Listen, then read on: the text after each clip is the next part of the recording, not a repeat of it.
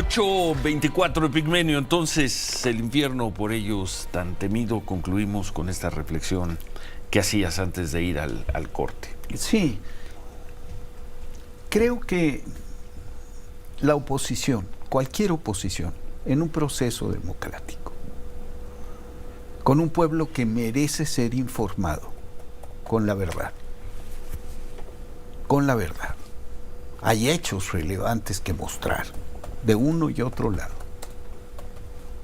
y no manipulado, que la guerra sucia es un proceso muy común en los procesos electorales, pero que debe ser cancelado, porque infundir el miedo, sembrar el odio, no es la mejor manera de echar adelante un proceso democrático. Pero ¿quién está sembrando el miedo? ¿Quién? El discurso. Xóchitl anda sí, así, paralela a Milei, con la libertad, como si la libertad en México estuviera amenazada. También es una candidata, pero sembrando el miedo. Pero hay una estrategia de la que hablamos la semana pasada, sí, que yo siento que la línea dura, el calderonismo, hay una mezcla. La carta de Guadalupe Loaesa hizo que se volviera a poner el huipil, pero con un discurso endurecido. ¿Te parece? Me parece. ¿El discurso del domingo endurecido en qué? ¿En qué términos? ¿En qué términos fue endurecido? En general el tono, la estridencia del discurso, sí, y es poco analítico porque lo analítico no resiste el punto de vista de análisis de la derecha de la realidad. No tiene conexión con esta realidad. Y entonces está cargado. Es una apuesta ideológica, y la ideología es una versión parcial del mundo.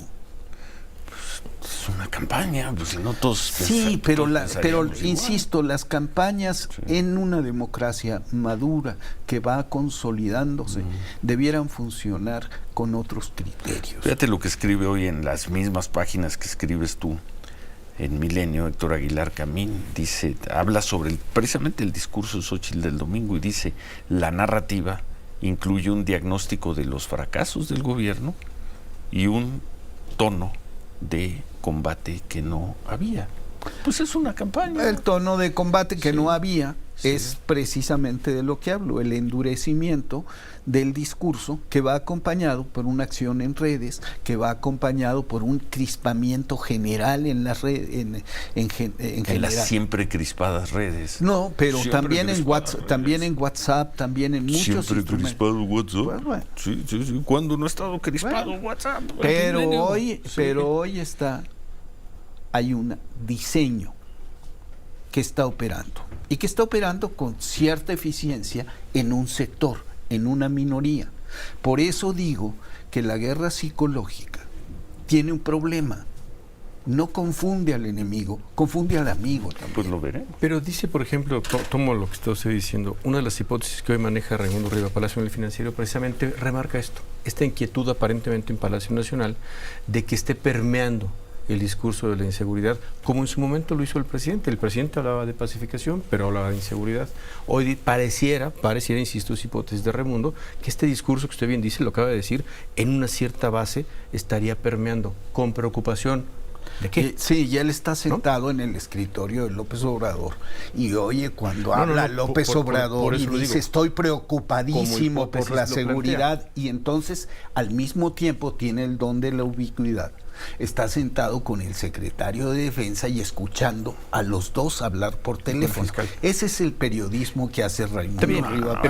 Pero Raimundo hecho y hace. Bueno, pero por Dios. Pero sí, ahora resulta que tiene fuentes que le informan de lo que sucede íntimamente con el presidente. Íntimamente, no en su círculo cercano. Entonces, lo que yo creo, si hubiera esa preocupación, no hubiera puesto el presidente la perorata de Broso y se hubiera quedado callado haciendo así, mira. Eso hizo. Pero finalmente, ¿qué hizo Broso? Hizo un episodio más de los que hace todas las semanas. hizo su trabajo y dijo, es un dictador. Le dijo dictador a López Obrador. Qué grave, qué terrible. Es grave porque es mentira. Y quien escala primero, como todos los trabajos grave porque es mentira, Grobo, es grave porque es la continuación del peligro para México, porque es la línea discursiva existente en las redes, porque se habla de cosas que no son ciertas, porque se retrata a un país que no está como lo diagnostican. Si estuviera es el así, país el como... grueso de los mexicanos no van a apoyar ese mensaje y no van a votar por ellos dentro de 4 meses y medio. Y ciertamente así va a suceder, estoy seguro que así va a suceder, pero esto contamina el proceso democrático, esta insistencia en la guerra sucia sí contamina el proceso democrático. ¿Por qué? Porque el proceso, la democracia debe manejarse sobre razones, argumentos, propuestas y verdades, y no sobre mentiras, inferencias y rumores y noticias falsas.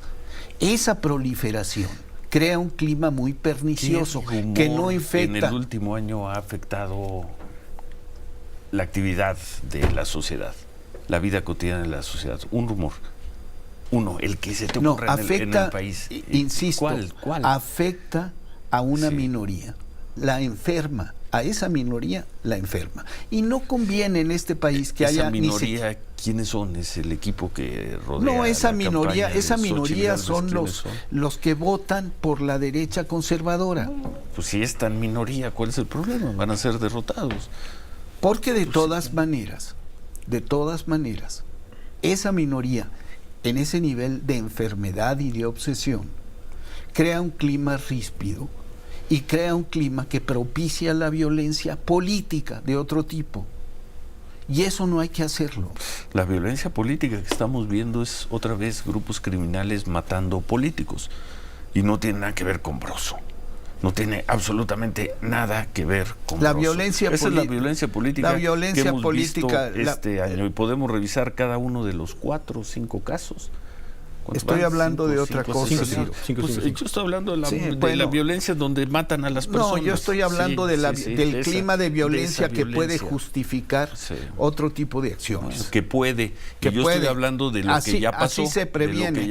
Bueno, el crimen organizado está ahí desde hace mucho tiempo y está operando, y nadie dice cómo nació el crimen organizado, ni cómo se desarrolló, ni la responsabilidad de Felipe Calderón. Hay un silencio muy conveniente. ¿De quién? De todos. ¿De quién? Tuyo, Ciro. ¿De dónde? Sí. Si yo llevo desde el 2006 hablando del tema. Sí, pero ahorita. Sí. ¿Y qué quieres? ¿Que me ponga a hacer ahorita un análisis del 2006 en vez del 2024?